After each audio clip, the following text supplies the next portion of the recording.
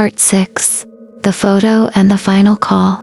After Detective Harris told me what was written in the attic dust, I couldn't stop thinking about Claire's house.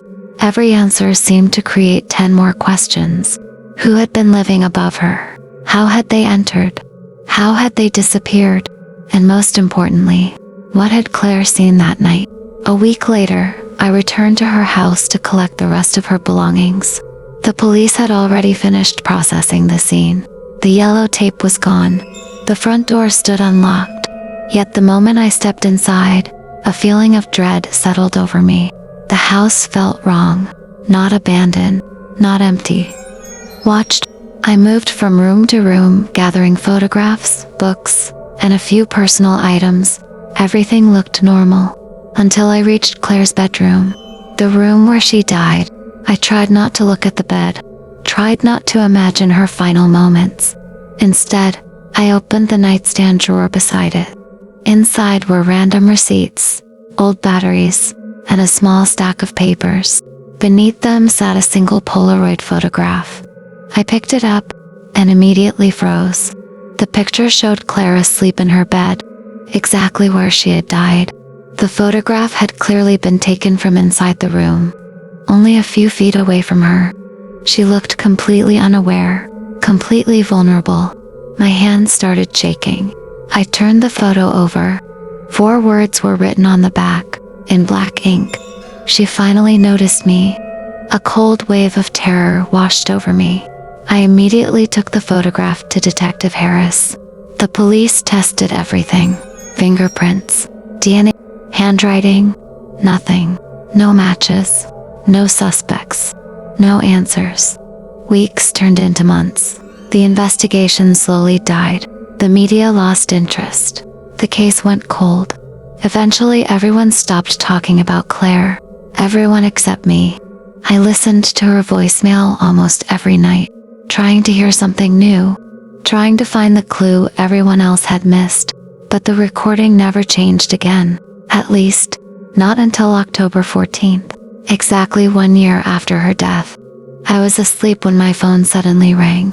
2:11 a.m., the same time Claire's voicemail had ended. Half awake, I reached for my phone. Then my heart stopped. The caller ID showed only one word, Claire. My blood turned to ice. That wasn't possible. Her number had been disconnected after she died. I stared at the screen. The phone kept ringing. Once, twice, 3 times. Finally, I answered, hello. For several seconds there was only static. Then I heard breathing. Slow, steady, exactly like the breathing from Claire's voicemail. My entire body locked up. I couldn't move, couldn't speak, couldn't even swallow. Then a voice whispered, Ethan. It wasn't Claire. It was him. The same man from the recording. The same calm voice. The same voice that had spoken from Claire's bedroom. I felt pure terror. Before I could respond, he spoke again. Softly, almost amused. You should have answered the first call. The line immediately disconnected. The room fell silent. I sat there shaking, staring into the darkness. A few minutes later, I called the police. They traced the number. Nothing. According to the phone company, the call had never existed. No incoming record, no connection, no trace, as if it had never happened. But it did happen, because the next year, on October 14th at exactly 2:11 a.m., the phone rang again, and the year after that, and the year after that, always at the same time, always from Claire's number. Sometimes I answer, sometimes I don't, but the result is always the same, static. Breathing, and that voice, waiting, watching, listening. A few months ago, something happened that finally made me stop searching for answers. I was looking through old family photos when I found a picture taken at Claire's 16th birthday party. There were dozens of people in it. Friends, relatives, neighbors, normal faces, smiling faces. But in the background, standing near a tree at the edge of the frame, was a tall figure, watching the camera, watching Claire. I don't remember anyone standing there. Neither did my parents.